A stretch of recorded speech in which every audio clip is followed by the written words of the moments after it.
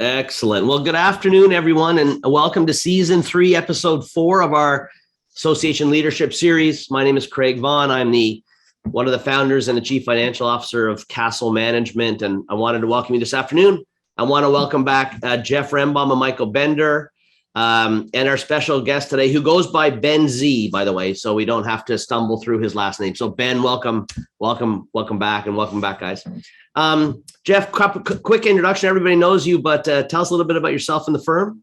Sure. I'm sure there must be one person out there who hasn't heard our introduction before. We are K. Bender Rembaum. We are a law firm specializing in representation of Florida's community associations all around the state. We have conveniently located offices in Pompano Beach, in Palm Beach Gardens, in Hillsborough County, Miami-Dade. My partner, Michael, who you see on the screen, chairs the CAI Legislative Alliance, spends a lot of time in Tallahassee trying to make sure the laws that are passed every year have some meaning for our associations. I publish Rembaum's Association Roundup. My partner, Robert Kay, publishes Legal Morsels. We have 2 different radio shows, lots of training opportunities via the Zoom platform, which we'll talk a lot about today, I'm sure. And I think that's enough for now. Michael, did he miss anything? kbrlegal.com. Good. Okay. Oh, our website, kbrlegal.com. So if you didn't hear that, that's kbrlegal.com. Good stuff, guys. Well, I want to remind our listeners today that Michael and Jeff are not here to provide specific legal advice for your association, but to give us their opinion and some guidance on the topics that we're going to talk about. Ben Z, to you, welcome. Thank you for joining us. Can you tell us a little bit about yourself and Get Quorum? Yeah, I'd love to. And Craig, thanks for giving me the opportunity to be here. So my name's Ben Zelikovitz, or Ben Z. I'm one of the founders of Get Quorum. We are a electronic voting and virtual meeting platform. We are one of the largest in North America with 55 employees scattered across North America, even a couple down in South America. What makes us really unique is that we are a formal integrated partner with Zoom, which gives us the ability to do some really cool things with respect to electronic voting and virtual meetings. On a personal note, I didn't dream of becoming an electronic voting founder when I was young. I became involved in litigation over plumbing in my condo. One thing led to another, and I won a lawsuit and then enforced the removal of a board of directors and got elected myself to the board. So after spending a few years as a board member, it became painfully obvious that there had to be a better way to reach quorum and to host these meetings. And Get Quorum was born in about 2016. So happy to be here. Thanks, Craig. That's fantastic. That's a great story. And Ben is a Canadian and a Toronto Maple Leaf fan. So we like the fact that he's a Canadian. The fact that he's a Maple Leaf fan is not something we're in favor of, but nevertheless, we allowed him on. Thanks, Craig. 2 things for our listeners. Number 1, we are going to use the chat function again. If you have any questions, please submit it through the chat function. We'll try and get to those.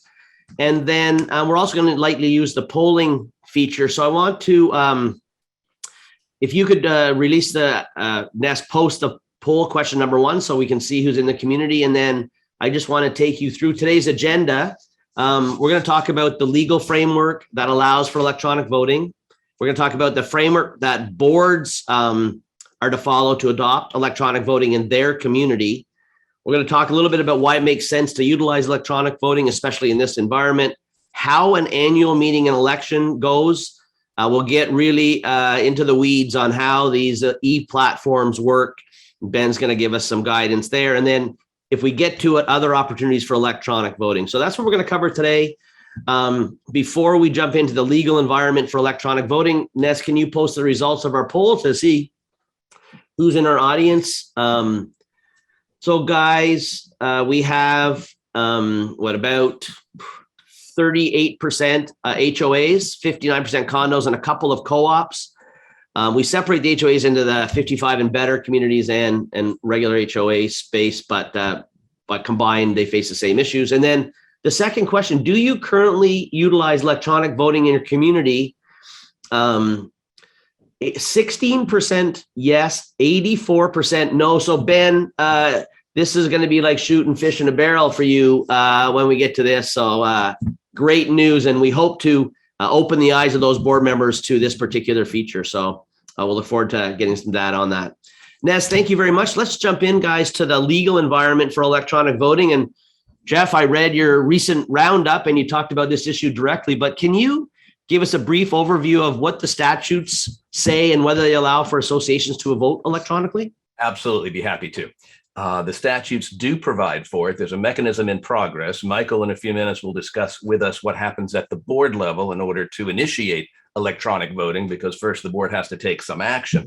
The legislation is primarily directed at Ben and companies like Get Quorum and what they have to do in order to provide security for the electronic voting platform. A couple of the items are they have to be able to authenticate the member's identity to the online system. They have to be able to confirm at least 14 days prior to the voting that the member can successfully communicate with the company that is hosting the voting process. The member has to be, or the method that the electronic voting platform uses has to be adapted to the association's own election and voting procedures that are set out in their governing documents. So, poor Ben has to administer, I can't even begin to imagine all the different types of voting that are out there. But they have to be able to accommodate each and every one. The system, the electronic voting system, has to communicate a receipt back to the member. They have to be able to separate the vote from the identity of the voter. For example, when you're using balloting, the envelope system in condominium elections. So we have to be able to separate identity from the vote. They have to be able to store and keep the electronic ballots for a period of time as well. So that's just some of the regime that companies that are providing this electronic platform have to be consistent with. Right. And Jeff, the statute changed in July this year, right, to allow virtual meetings and electronic voting, or was that always the case? No, not at all. Electronic voting, I couldn't tell you exactly when it began, but it certainly was in the last several years. So we have this, we have the ability to do the electronic voting. Electronic meeting is still not, they always say technology advances faster than legislation. Electronic meetings are no different. So while on the one hand, the Not-for-Profit Act allows for electronic meetings, there are still requirements set out either in the association's governing documents or in Chapter 718, 19, and 720 that would require a physical component as well. So for the time being, there is no one answer fits all associations. You need to check with your association's lawyer so that you can both provide the meeting electronically, but still adhere to the physical meeting location requirements and adhere to other things such as the members' opportunity to speak. And that doesn't mean, that they can solicit comments using the chat feature in the Zoom platform. It means they actually have the right to speak like I'm talking now. So there's lots of little nuances that have to be adhered to keep the association out of hot water in the event of a challenge. So it's doable, but there's just no one answer fits all right now. Okay.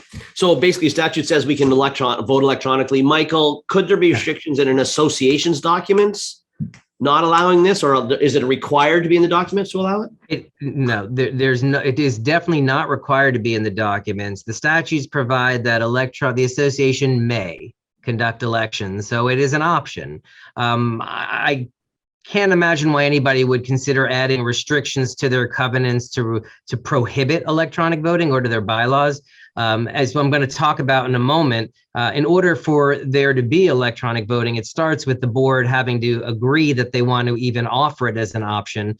So if the board doesn't want to offer it as an option, then just don't. There's no, I would not I can't perceive why you would ever have restrictions on it in your documents. Okay, well, that's great. So, Michael, but let's jump right in then, because there are specific things a board needs to do if they want to allow the owners to vote electronically. So, what do I need to do as a board? Can you take us through that? Sure. Yeah. And it's pretty brief, but the bottom line is, as I mentioned, the statutes, and this is in 718, 19, and 20, conduct, co-op, and HOA, allows for the option to conduct elections electronically. And if you, as a board, decide you do want to offer it, it's an option. It doesn't mean that every owner is mandated to use it. Owners who don't want to vote electronically can continue to vote via paper ballots, and so that's why you'll have to still have both options available. But the electronic voting sections will apply so long as the board adopts a resolution. And the board resolution must provide unit owners receive notice of the opportunity to vote through an electronic system. It has to establish reasonable procedures and deadlines for unit owners to consent in writing to the online voting, and establish reasonable procedures and deadlines for unit owners to opt out of it. And written notice of the board meeting where the board is going to consider and approve such a resolution under the statute is a 14-day notice that has to be posted on the property for 14 days and mailed or transmitted electronically if owners have consented to receiving electronic notice to all owners. So that is something I will let you know that we're talking in Tallahassee about removing that extra mailing requirement. It seems silly because if the board adopts the resolution, they're then going to need to do a mailing to all the owners to say, hey guys, electronic voting is an option. That's the mailing that nets people. To have to send out a notice, hey, we're going to consider this as a resolution, seems kind of silly, but that's what required. So a board resolution at a 14-day notice, properly noticed, posted meeting where the agenda item includes the consideration and adoption of a resolution, and that resolution has to be comprehensive in explaining the process and setting forth reasonable deadlines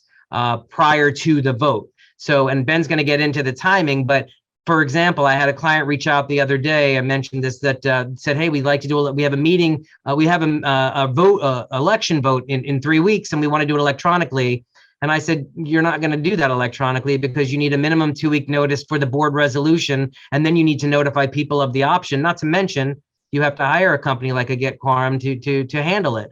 So keep in mind, if you're interested, and I will just say that I think it's a great idea for all boards to talk to their council about moving forward with electronic voting as an option.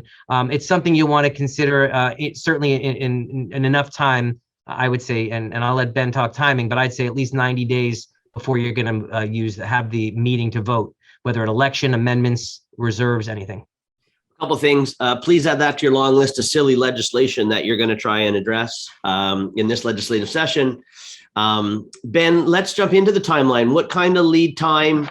So we've got the board resolution issue. By the way, guys, absolutely. There's I's to dot and T's to cross here. So I highly recommend you include your attorney in this process as an association. But Ben, we got the necessary resolution. How much time do we need to give you to get going? Well, ideally, you're going to give your electronic voting vendor as much time as you possibly can. So as soon as you've, as a board, have decided that you're going to go down this route, you should be going out and evaluating vendors to give them the opportunity to understand what your requirements are. The reality, though, is once you've jumped through all the legal hurdles and procedures, the actual setup with your vendor can take as little as 2 days. To get set up. So I would suggest that the lead up to this is less of a technical concern and more of a legal and procedural hoops that you need to jump through to make sure that you're doing this properly. And so if you begin your evaluation process for the technology provider, they should be ready to go on very short notice once you've got your board resolution passed. Outstanding. So all Castle clients who are listening in, we would like more than 2 days to get Ben set up. So as a general rule out there, if you're listening, please give us a little more time than that. Jeff, is there anything specific an owner has to do? I mean, the board's adopted the resolution. Anything specific for an owner? The owner's going to have to specifically opt in to electronically vote at some point in the process. So once the board crosses the hurdles at the board level by offering it, then the member must opt in writing. And then while you're doing that, at the same time, associations, you may as well consider a second box for the owner to check on that same form when they opt in, so that they also opt in to receive all of their official communications from the association via email as well. So you get 2 for the price of 1 on that. And Ben, you're going to take us through that process, but part of your process or a vendor's process is the acknowledgements, right? Not necessarily. Ours, yes, but not necessarily. Make sure you're vetting your vendors properly. Right. Usually, by the time we get to Ben, the board has already done what it needs to do at the board level. The members have already started opting in because the management company sent out that 1-page document saying, I want to vote electronically. I want to receive my official communications via email. Then that information is communicated over to Ben for those people that want to vote electronically. Right. Outstanding. And Craig, to your point earlier, again, not to be self-serving, but it is an important thing to get with your counsel. Get with counsel who can assist you, because we'll prepare not only the instructions that explain everything, but also the documentation. So the management company simply has a couple of blanks to fill in, copy, mail out to the owners, and the owners have their instructions. And that addresses everything from the voter certificates to the consenting for electronic voting, and Jeff's good point about also opting in for electronic notices. I third that. I can't underscore the importance of making sure that you work with your legal counsel, particularly on your first go round, to make sure that you get it right. Really, the hard work is the setup. And if your voting platform understands the requirements, which the community may not understand until they have a good conversation with their counsel, once that is done, everything goes smoothly. So it's really all about getting it right, getting the setup done properly. Yeah, I agreed. And I think, Mike, I wanted to just emphasize one other point you made. If an association adopts an electronic voting platform. Uh-oh, you froze, Craig. Greg. Uh-oh. We haven't had a technical difficulty. Bren, this is on you because we haven't had technical difficulties in 2 years. No, but Craig has never looked better. Can you hear me now? He's back. Yes. Back, I'm back. Good stuff. Unbelievable. It's funny. The very first program we did, you and Jeff both bailed, and I was sitting here having to do the first show myself for 5-10 minutes. And that's the only time we've ever had a technical issue. Until now. Ben, this is your last now. webinar. Bad Sorry luck. about that. Yeah. All right. Anyway, Craig, you were highlighting a good point I made. Go ahead, please. Which was that just because you adopt a electronic voting platform doesn't mean you still can't accept regular ballots. So we're going to talk a little bit about that when we get into implementation, but I just wanted to make that point. Okay, so Ben, I want to pivot to you about why electronic voting makes sense. We've established there's a legal basis. The board's properly adopted the resolution. The residents have opted in. What are the key advantages to using electronic voting? Great question. If I may, for just like 20 seconds, I want to just take a quick step backwards. It's really important, I think, when you're first considering electronic voting, that you delineate between electronic voting and a virtual meeting. They are very similar. They are cousins, brothers, sisters, however you want to look at it. But an electronic vote is there are a couple different flavors. You've got an advanced electronic ballot, which is a vote cast directly by an owner or member in advance of a meeting. You've got an electronic proxy, which can be general, it can be limited, and that is a proxy completed by a member giving another individual the authority to vote at the meeting. And then lastly, related to the ballot, you've got a real-time ballot, and that is an electronic vote cast during a meeting. So that is what electronic voting is. Closely related to that is the virtual meeting, which we define as a meeting that is held through telephonic or electronic means, giving members the ability to attend, participate in the voting Q&A sessions through telephonic or electronic means. Further to that, virtual meetings can be broken up into two. There is a exclusively virtual meeting where there is no in-person component. This can be problematic in the state of Florida. The preference in the state of Florida is the hybrid meeting, where there is a in-person meeting held in conjunction with an online meeting. So let's get back to the specific question, which is, why would you want to consider electronic voting? And it's pretty straightforward. Number one, you're going to increase participation. You're going to have more people turning out. Your snowbirds, foreign ownership, everybody can participate. So quorum should be no problem. Hitting those thresholds that you need to pass amendments and rule changes, all this stuff suddenly becomes much more attainable. Reducing printing and mailing costs. When you get your ownership opted into printing and mailing, electronic receipt of meeting materials and other communications, that is demonstrable savings for the community. Ask your property manager, look through your budget. How much did you spend on printing last year? How much did you spend on postage last year? You'd be curious to know. Reducing in-person attendance at your meeting if you're going virtual, if you're having electronic voting, if you're getting more votes ahead of time, fewer people in a room, just generally safer in the sort of post-COVID era. Electronic voting is more efficient than paper balloting. Electronic voting is more efficient than counting paper proxies. It is auditable. It is secure. It is transparent. And it's just the way it's the wave of the future. And so those are the reasons why you might want to consider electronic voting. Fantastic. Michael, anything? I don't have anything to add to that. Yeah. I mean, Ben, that's all you had? You hit it. The only thing I will add on the cost saving side, if you're having council attend, and I've attended several meetings where electronic voting and paper voting are obviously combined, it does reduce the time. I mean, I've been at elections that are, especially larger communities where they're paper ballots, and we could be there 4, 5, 6, 7 hours. I've been at some other communities, and some of them are not small, where you have a large portion of people voting electronically, even local. voting electronically. And so it does reduce the time it takes for the inspectors to tally in person. And so your savings, you have cost savings, and time is money. So Yeah, I think time's a big one. I've sat through those 8-hour ballot counts in 1,000-unit communities as well. yeah. And then I just point out to everybody, we're not only talking about the election. The election is where this focus is, but where it also very much comes in handy when you're talking about updating your documents, amending your documents, being able to Ben's first point, participation. You need participation to order to get amendments approved. So that's right. So let's keep in mind, everybody listening, keep in mind, this is great. The electronic voting platform is for any membership vote, and focusing on updating your documents, which is something, probably a lot of you need to do. And then you have issues like, reserves, or even a vote on approving material alterations or things of that nature that might be needed. It allows for participation, and it's important to keep that in mind, that it's a great tool for all membership votes, not just elections. We're going to get into that a little later. It's almost like you read my notes. I'm sorry, I got excited. Jeff, some, and we're going to talk about size of communities, but some believe that electronic voting works best in large associations. What are you advising your clients or your smaller clients? Opt into electronically vote. It is fantastic. Yeah. And, we're going to talk about cost, because I've put kind of Ben on the spot. I appreciate that, but we'll get to that. Ben, what is the mix of your clients utilizing the platform? Big, small? We've got them all. Specific to Castle Group, we've worked with less than 100 units, and we've worked with over 5,000 units. Right. So there is a flexible range of options for essentially any community.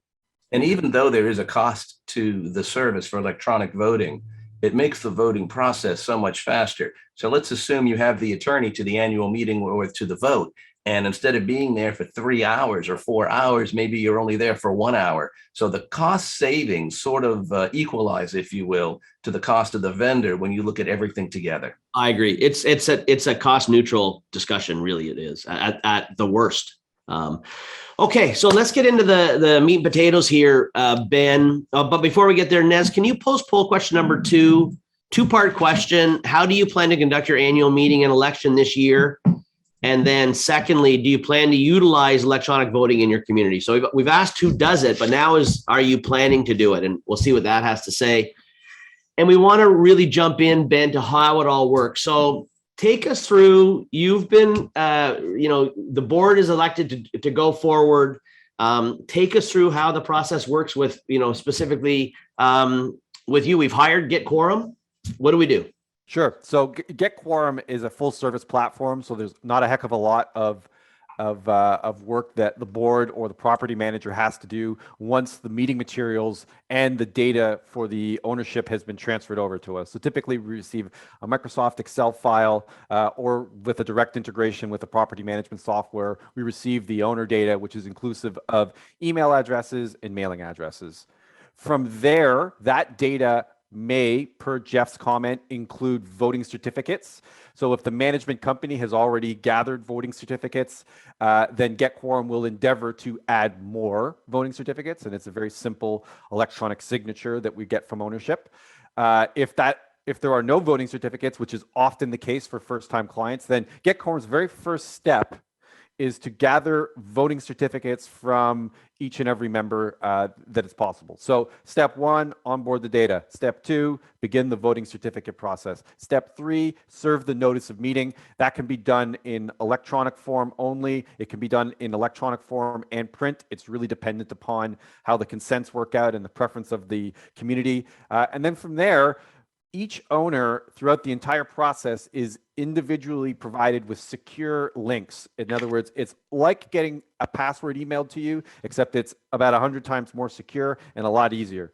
So the owner will receive an email saying, click here to vote, click here to submit your proxy. And because Get Quorum is emailing each owner a unique link, when Jeff clicks on his link, we know that it is originating from him. He does not need to pre-populate anything. It says his name, unit number, so the owner is simply verifying their identity. And with a couple of simple clicks, they're able to submit a ballot, a proxy, and vote on whatever matter might be at hand.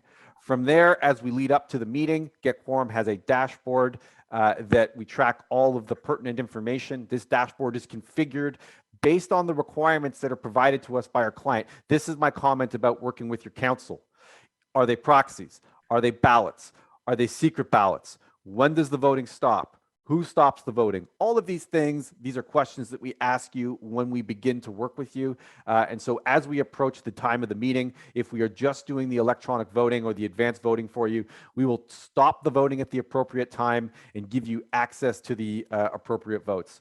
Or for the appropriate reporting. From there, it's a simple combination of the electronic voting plus any paper-based ballots or paper-based proxies that have been submitted. So hopefully that gives you a sense of how it works. There should be no software to download. There should be no, from the ownership perspective, it should really just be click, click, click, click, and you're done.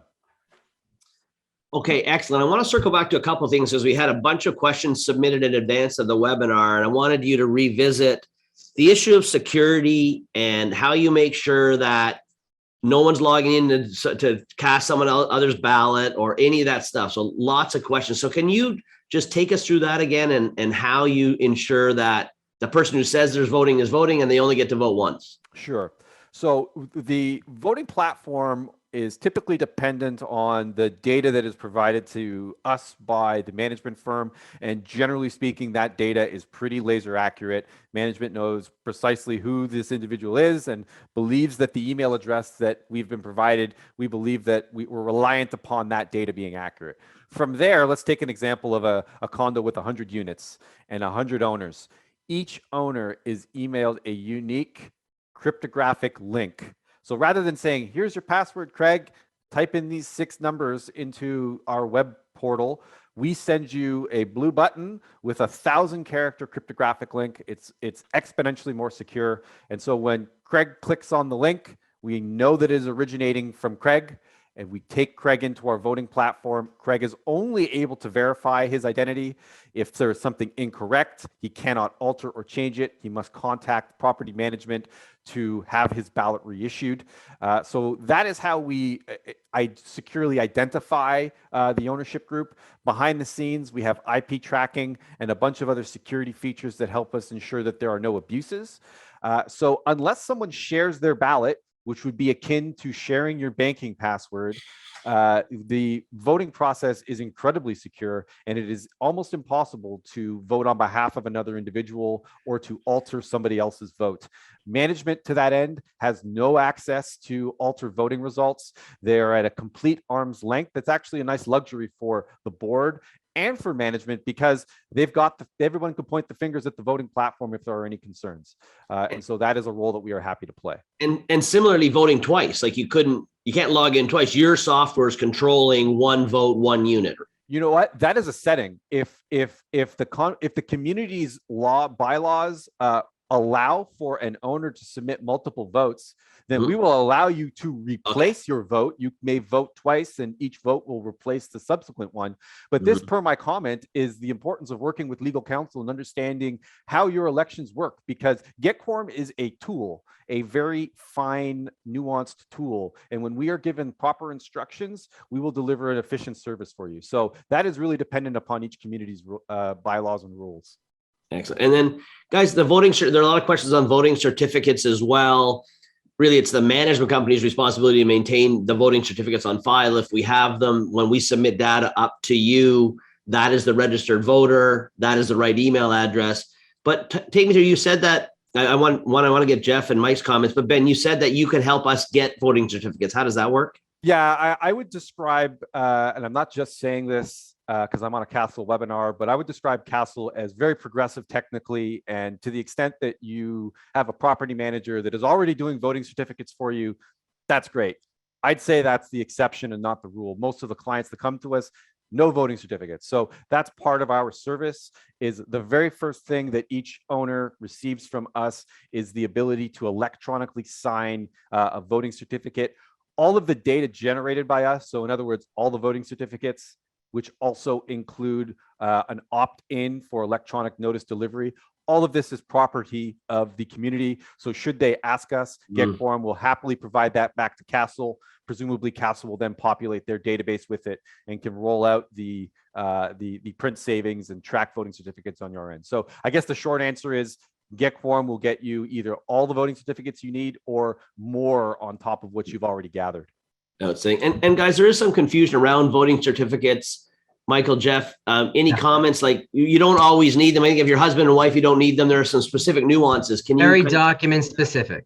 It's document specific, Craig. And that's really what I think that, Jeff and I would want to emphasize with this point is you want to have your counsel review the documents, and this isn't something you should lean on or demand of your management company. Sure, they can read, but this is an interpretation, a legal interpretation, and documents will differ. And I will tell you, I just looked at documents last night, and the articles and bylaws refer back to the declaration. So while you often see voting certificate requirements in the corporate documents, the articles, bylaws, sometimes it's also in the covenants. And whether voting certificates are needed is something that will be there. What they're needed for, Craig, to your point, if it's more than one, if it's a single owner, they're not needed. That's pretty universal. But if it's more than one owner, are they needed for husband and wives? Are they needed only for corporations? What about other entities like trusts, etc.? And so you have those issues. And the other point I want to make is if voting certificates have not been utilized by a community, even though their governing documents require it, you have a situation, and we've talked about this with violations, where you have a waiver consideration. And so if the board is saying, hey, we're going to be utilizing voting certificates for this next vote, whether it's election, whether it's amendments, whatever it's for, then the board should essentially approve that at a board meeting and notify the membership, basically like a republication. Hey, we're going to be doing voting certificates, and then send that voting certificate form out to all owners and letting them know, hey, we're utilizing this. Make sure you have a voting certificate on file. Okay. Jeff, anything? I think Michael covered it exhaustively. I think so. This is working out very well. Okay. So we have the meeting, we call the meeting to order, we appoint a chair. Ben, you made the comment that we can count electronic ballots towards establishing a quorum. It was one of the advantages of an e-voting platform. Michael, do I have that right? Yes. If you would vote electronically, you are considered counting toward the quorum. That's in the statute. Okay. Okay, the vote is in. By the way, we do have sometimes we run into issues on when the voting closes. If you have an voting platform, you have people in present. Michael, any tips for how to make sure, because every time you close the balloting, somebody walks through the door with their ballot. So any tips for our community around? Well, I'll tell you how I do it. I will tell you that, at the beginning, open lines of communication, and we've always talked about that, management and boards to the membership. And when I or anyone of our attorneys goes out to meetings and we're asked to conduct the election, that's what we do up front. And I can tell you that open line of communication. So I'll let everybody present know, whether they're present in person or on the Zoom, this is the process. And in particular, like the condo setting is more specific to, hey, while we're appointing the inspectors and they are verifying, the outer envelopes, anyone can vote. And so I had the situation just come up. I said, hey, it was actually a Get Quorum community. I said, open up electronic voting during this window. It's still open because people can walk in and fill out a ballot. But as second we go to we finish verifying, and we're going to open up that first outer envelope, I'll make an announcement. I'll ask for a motion to close voting. And I'll always say to the membership, guys, so people can walk in and vote now, but once we do that, they can't. And I expect you to back me up if someone comes running in to vote after that time. And so that's my suggestion, is up front, let the membership know this is how the process will work. And it really comes more into play with the condo setting. The HOA setting, if it's run like a condo, it's the same idea. But if you're voting from the floor, then people are getting ballots and voting. And then you're saying, has everybody voted? Okay, we're going to motion to close the voting, that type of thing. And I've had clients as well that have adopted into the governing documents or create a process through rule where the voting is closed at a particular time. And I prefer that with the electronic voting platform, because it's hard to make decisions once you're there for the meeting to make new decisions, if you will, that aren't already teed up for the electronic voting platform. So to take a motion to close the balloting can be a little difficult. So I'd much rather the instructions going to the membership say you have until this day, this time to cast your vote. As long as you have clearly conveyed that to the membership, then I think you're probably in safe territory. If the voting closes immediately at 6:59 p.m., 1 minute before the meeting starts or something like that. And Ben, if we're in a meeting where we have both balloting, voting in person and on the platform, how much time do you need? Like, is it a shutdown? We can have the results right away. Do you need any Minutes. lead time to give us data? Minutes. Minutes? It's a matter of minutes. Oh. Okay, fantastic. Okay, couple of things I want to just get into some nuances now. I voted electronically and I want to change my standing in the meeting in front of Michael Bender and I want to change my vote. How can I do that, Jeff? Yes, absolutely. Well, again, if you're voting in a condo election using absentee balloting, it's going to be a different set of rules altogether. But generally speaking, excluding the elections, you can change your vote. But it has to be coordinated with Ben's company, if you will, because, for example, if we have two votes from the same unit, they're going to cancel each other out unless that owner has come to me or come to the manager to say, hey, I want to change my vote, because we have to retract that first vote. There has to be a way to do that. Ben has to be able to do that electronically. So if we don't have fair warning that that's coming, then all we're going to see is two votes from one unit, and we know we can't accept two votes from one unit. But generally speaking, you can, if you're voting by proxy, change your vote up until the time of the closing of the balloting. It just has to be good communication between Get Quorum or any other company you may be using, the manager, the attorney.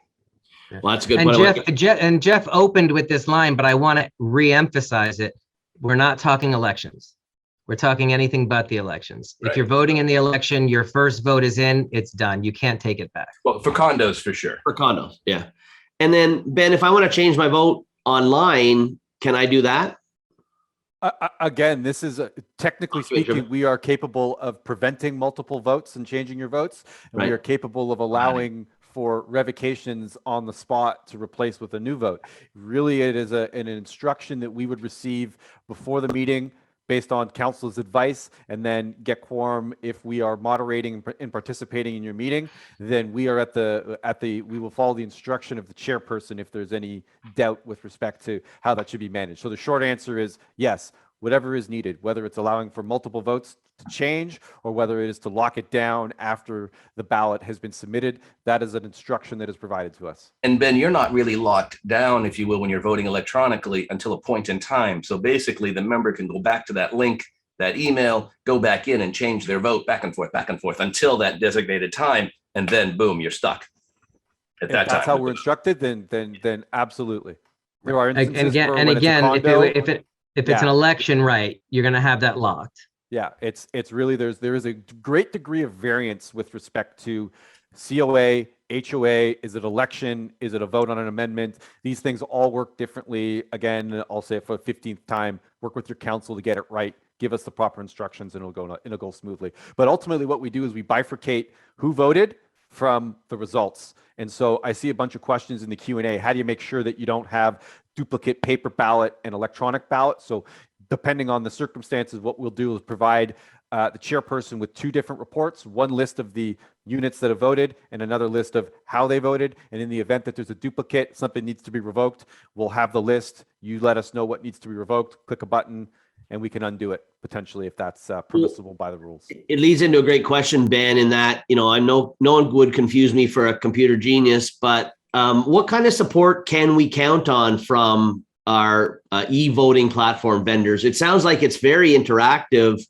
You designate someone at a meeting to support? How does it all work in that regard? Well, we're talking about Get Quorum, then It is full service. We set it up. We support you. We're there during your voting period. We may even send a representative to attend your virtual meeting. I would describe that probably as the premier service.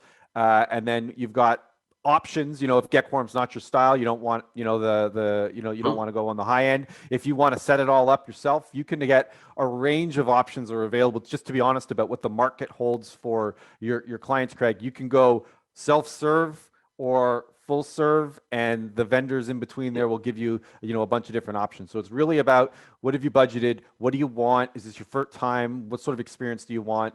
And you can pick and choose from the options that are available to you. What's right for your community. Excellent. Guys, let's go through, Michael, just so we're in our fictional meeting here. We've closed the balloting. Now we're counting the ballots.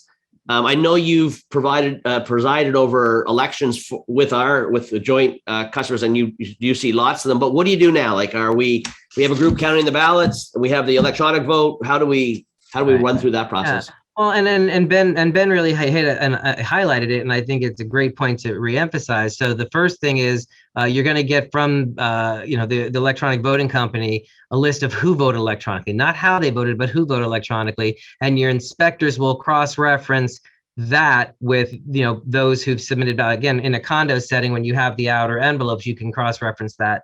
In an HOA setting, you have to you have to see who's signed in and make sure that you don't have the person having voted electronically. So that's coordinating between your management, your council, and your electronic voting company to get those lists in place and verify that. Once you've done all that and you've done the tallying, the inspectors finish their paper tallying. It's very simple. You get that report from Get Quorum or from whoever you're using, and it at least in my experience, it basically lists the candidates and next to it the number of votes that they received.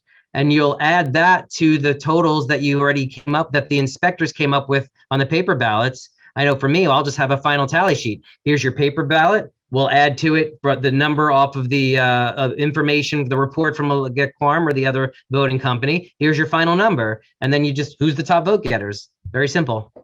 You can actually import your paper ballot results into Get Quorum to combine it with Yeah. your advanced vote. Your live vote, they'll and your do that paper, too. and it'll sort it for you. It's nice and easy. Awesome. Jeff? Yeah, I wanted to clarify for Janine Brown, who asked a very important question. And that is the electronic voting that we're talking about today is for membership votes, community membership. There is no electronic voting at the board member level for board action at this time. Board members can appear electronically on Zoom and vote on Zoom, but there is no electronic voting. You cannot vote by email, so to speak, as a board member. And I just wanted to flush that out real quick. Excellent. Thank you for clarifying that. Ben, just a couple of questions as we wrap up the kind of how-tos. What kind of, do you have a feel for the percentage of owners that take advantage of electronic voting? Yeah, we see it as somewhere between 60 and 70% of owners responding to electronic campaigns. So at the very least, if they're going to, if they aren't going to use us to vote because they're going to go to the meeting, at the very least, they'll sign the voting certificate, which will opt them into electronic notice delivery.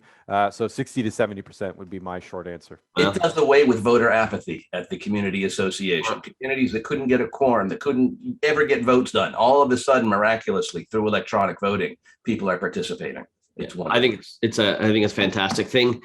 Jeff, one last question. This is a nuance for an HOA, which may or may not allow nominations from the floor. How does that affect the whole program? So I've gone, a whole bunch of people have voted online. Right. How do we deal with that issue? It can be a little bit of a legal quagmire nightmare to deal with, because that's one of those things where if we have to allow nominations from the floor and then do the voting, we need to adjourn that meeting to continue that meeting, keep it alive, and give everyone the opportunity to then vote afterward. So it's best, I think, to consider amending your documents and just doing away with nominating from the floor. It's really an antiquated procedure. It assumes everybody is showing up at the meeting on the meeting day. And that's just not, practically speaking, how things run. Mike, there could be some good opportunity here for some legislative initiative for HOA and voting on the floor and maybe coming closer to the condo style. Yeah, and that's been discussed, and I agree. I think, I think people trying to force a single set of statutes for HOA, condos, co-ops is not a good idea. They're just different animals, even different animals within a condo or HOA setting. But the voting, I do agree. And Jeff, I 100% agree with what you just said. The only thing I will say is at this point, if you do require voting from the floor, and it's something your council could confirm, make sure you get with your council, because you want to make sure that you do the process of adjourning is the proper term, but in order to not confuse it with concluding the meeting, I always say you recess and reconvene. It's a motion to recess and reconvene, and you want to do that properly, or else because someone wants to make a challenge, if you've done it wrong, it screws it all up. So get with your council. Don't ask your management team to be responsible for that. Get with your council and get the language you need, or even invite them to the meeting by Zoom or however else to handle that simple motion. And if you're having your meeting quasi-electronic and you're also using electronic voting and you haven't thought about that issue in advance, then how can you take a new vote to continue the meeting of the membership if you haven't thought about that in advance? So it really needs to be a part of the electronic proxy process where that's already that item is already accounted for and permission, if you will, pre-granted should the need arise. If I could just hop in for 2 Absolutely. seconds. I'm not a legal expert on this, but from Get Quorum's perspective, part of our partnership with Zoom is what gives us the ability to handle nominations from the floor in the HOA perspective, in the HOA context, as our platform allows you to add a candidate to the ballot, then allows the proxy holders present at the meeting and anybody else present at the meeting to vote for any net new candidates. I can't say for certain that eliminates the need for an adjournment, but in most cases it has. So that, to my point about why a virtual meeting vendor is different than an electronic voting vendor, you need to make sure of what your needs are so they could be addressed. Excellent. That's a great point. And I think if you want to amend your documents, we can e-vote to amend them. And we're going to talk about how easy that is shortly. Michael, any other questions that come up from your clients about using electronic voting that you can think of? I know you've had some really recent experiences. Yeah, I mean, I think we've done a fairly comprehensive overview. I will say, and I saw this from Mitch had asked, once you opt in, as the member opted in until they give written notice to opt out? And that's one thing we do get asked. And yeah, the answer is yes. Once you opt in, you only have to opt in once. If you want to ever opt out, as the statute I read earlier requires, the board would have to provide you a notice. Hey, we have a meeting. You can, if you want to vote, if you don't want to vote electronically, you can opt out, type of thing. But it's an opt-in once. And yes, an email reply would be considered in writing. Those are the questions that we've gotten here, as well as that I've been asked by clients. Excellent. Okay, Ness, can you post the results of poll question 2, which I don't even remember. It was so long ago we asked it. But if you don't mind, how does your community plan to hold its annual meeting and election? 40% in person, 19% virtually, and then a hybrid in person and virtually 40%. So, kind of half and half. It's starting to move to more a hybrid, I think, is what we've seen for the last, the time we've been doing these. And then do you plan to utilize electronic voting in your community? Yes. 57% no, 43. So we've had some converts from lots. Went from 19% to 57. Who's going to do it? So hey, Craig, can I just throw something real quick about that first question? Yeah. Remember, Jeff had mentioned this early on about this Chapter 617 Florida statutes does allow for membership meetings to be held virtually. But boards, remember, if you're going to do so, you should be adopting that at a board meeting, that you're going to hold a membership meeting virtually and set forth as part of that motion or resolution the specifics that you're going to follow to ensure the statute requirements for attendance and participation are followed. Right. Good advice. Okay, guys, great job. I just kind of want to summarize here from our standpoint, from Castle Managed Community standpoint. Clearly, the process is still new, right? 16% of the boards have already used it. Looks like more are going to. It's not a complicated process from a technology standpoint, Ben has explained, but there's clearly I's to dot and T's to cross. So highly recommend having your attorney involved, especially as you learn the process. And then I think it's always good to have your expert in the room, because your community's election expert, who always comes into the room, will have some comments. So having someone there that's been through the process, I think it's important. So guys, I'm sure you'll agree, have the attorney there, so we won't even ask. It's a rhetorical question. But Ben, lots of questions on costs. So when we spoke yesterday, you kind of said there's a couple of pricing models in our industry. Get Quorum has a third model, but from the way I read it, single voting event, sign up, a vote, multiple voting events, which is an annual subscription, and then you're kind of hosting an electronic voting. Can you give us some idea from a board standpoint what we can expect to pay? Sure. So for your smaller communities, you're looking at a starting point of about $350. That's inclusive of all the full service, the voting certificate, and any form of advance balloting. The next step up is the annual plan, because oftentimes we'll see communities vote a second time on their budgets. And then the third option for us, so we've got, and I see one of the questions here is a virtual meeting vendor different than electronic voting? And the answer is yes. And so the third answer is our virtual meeting. We actually do live voting and a host that you kind of get closer to $1,000 and can creep upwards with the larger communities, a couple $1,000 for a fully hosted virtual meeting. Well, we appreciate that. And of course, I think, the reality is what we said before is there's cost savings to offset this cost. So lots of times we see it cost neutral for the people that are listening out there in many circumstances. So I wouldn't it doesn't sound like cost is a factor to scare you away from doing this, and it would be my observation. And then Ben, we know Quick Get Quorum is the best. We asked you earlier and yesterday, but who else is in your space? Who are your top competitors? ONR. Okay. Host, HOAST. And I think that's probably all the competitive of limelight or spotlight sharing I'll be doing today. So I think the two main people that we bump up against in South Florida, ONR and Host. Thank Greg, you. I think that's the meanest question you've ever asked. What's that? Me? That was the meanest question you've ever asked. Well, I appreciate Ben because I know this is your competition, and but I do appreciate you being forthcoming with us. Okay, we talked about we're in perfect timing. So we have one last topic before we can maybe get to some specific questions, but other opportunities for electronic voting. So we talked a lot about elections this afternoon, how you manage that process. There are other options like amendments, and waiving of reserves is a good one. Ben, can you comment on what other features might be available to increase the probability of amendments passing? What other things you see that are voted on using your platform? So we've done rule changes, we've done amendments, we've done material alterations, we've done budgets, we've done elections, all sorts of stuff. As far as features, I mean, it's all, don't take this right, it's all generally speaking the same way. We will email ownership when they respond. They're not continually reminded. That should be like table stakes. If you want to know what the difference between a community that uses electronic voting that passes an amendment, what they look like versus the ones that use electronic voting and don't pass, it's helping us with the communication.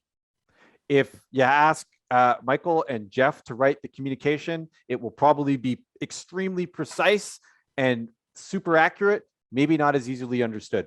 So somewhere between how the lawyer wants to describe it and how the board wants to describe it, there's this happy median, which is a tailored custom communication, oftentimes authored by the board or property management in conjunction with your council, that is easy to understand. And once you are communicating with your owners, giving them a very easy way to sign an amendment form with communication that is as close to layman as you can get, that's where you get true responsiveness and where we see most of our clients become successful. I think you made a great point, and I want to emphasize it, and that is the ability to reconnect with people who haven't voted yet. Back in the day before e-voting, that was another mail out. It was somehow assembling. It was all of I lost the ballot. And if I understand correctly, Ben, you can be set up to re-ping people who have not voted to remind them to vote. Also make that information available to the board if they want to do kind of a phone canvas and stuff like that. Do I have that right? Yeah. And oftentimes, maybe you don't hit your threshold at the meeting. If you want what we would call a continuation, where we'll say, here's the group of individuals, allowing as you're allowed to know this information according to your rules, we can say, here's who voted no or didn't vote, or here's who didn't vote. We can do a follow-up campaign to chase them down to see if maybe you can convince them to sign the form or to vote in favor of what your meeting business is. Right. And Jeff, that leads me into a great question. So I get to my meeting, I don't have enough votes. What do I do? You're going to continue that meeting so you can go back out and get those votes. And is that the motion to recess and reconvene that Michael was talking about before? Exactly. Right. And that's why you have to think ahead when you're setting up the whole electronic voting. So if you need to do that recess, you have a mechanism to officially do it that would withstand, if you will, a judicial challenge brought by a disgruntled member. Hey, Judge, I know this amendment passed, but they did a recess and the minutes don't evidence the members voted for that recess. So if you really want to dot your I's, cross your T's, and set yourself up for success, you're going to include something in the electronic. So by voting electronically, you're also giving your permission, if you will, for the continuance of the meeting if it becomes necessary. Okay, perfect. And then Ben, I did see a question submitted about, are there other features of the platform, surveys? Can we do surveys through your platform? Any other things like that?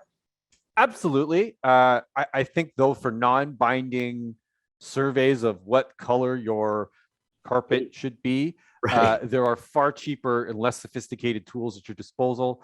If you're a client of ours and you want us to do a survey, we're more than happy to do a survey for you. But Right. if you're just looking for surveys, SurveyMonkey, SurveyMonkey, free yeah. accounts like your maybe like your Concierge Plus or your management software might be able to address that for you. But absolutely, we could.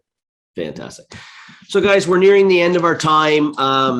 A great discussion on e-voting. Is there anything before I close up here that we didn't communicate to our listeners on e-voting that we may want to? Mike, I'll start with you. Yeah, and what I'm doing is, and just looking at the skimming the questions, I just want to clarify that if you have e-voting that's properly approved and you vote electronically, then you are counted toward the quorum. Yeah. That's different than if it's a membership meeting that's like a hybrid version and you attend via Zoom. Yes, if you attend via Zoom, you're also part of the quorum.